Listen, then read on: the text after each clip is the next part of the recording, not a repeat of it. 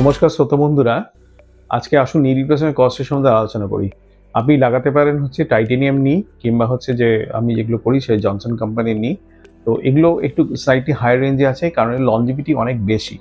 আপনি কম দামে একটু করতে পারেন সিওসিআর, কিংবা হচ্ছে স্টিল তো ইউজ করি, কোনকালে কমেন্ট করতে পারবো না, কিন্তু সিওসিআর যে অ্যালয়টা আছে that is also very good, সেটা আপনি ইউজ করতে পারেন। ইট ইজ স্লাইটলি চিপার। আর টাইটেনিয়ামটা এর মাঝামাঝি আসে। তো জনসন এক সাইডে আছে, অন্য কোম্পানি আছে, জিমার আছে, স্মিথ অ্যান্ড নেফিউ আছে। এগুলো হচ্ছে ইয়োর পিক। আপনি গুগল আর ইন্টারনেট সব কিছু দেখতে পারবেন।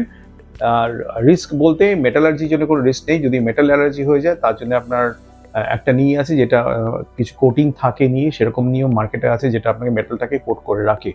তো অ্যাজ সাচ বিশাল কিছু রিস্ক কিছু নেই, আপনি যদি নিয়মকানুনগুলো মেনে চলেন, ইনফেকশনটা যদি অ্যাভয়েড করেন, যদি কোনো কারণে সর্দি কাশি ইউরিন ইনফেকশন, প্রম্পটলি অ্যান্টিবায়োটিক্স খাবেন, তাতে আমি ইনফেকশন রিস্কটা লো হয়ে যাবে এবং আপনার নিয়ে লনজিভিটিও বাড়বে। ভালো কোম্পানি দিয়ে অলওয়েজ করবেন, সো নিয়ে লনজিভিটি ইজ অলওয়েজ গুড।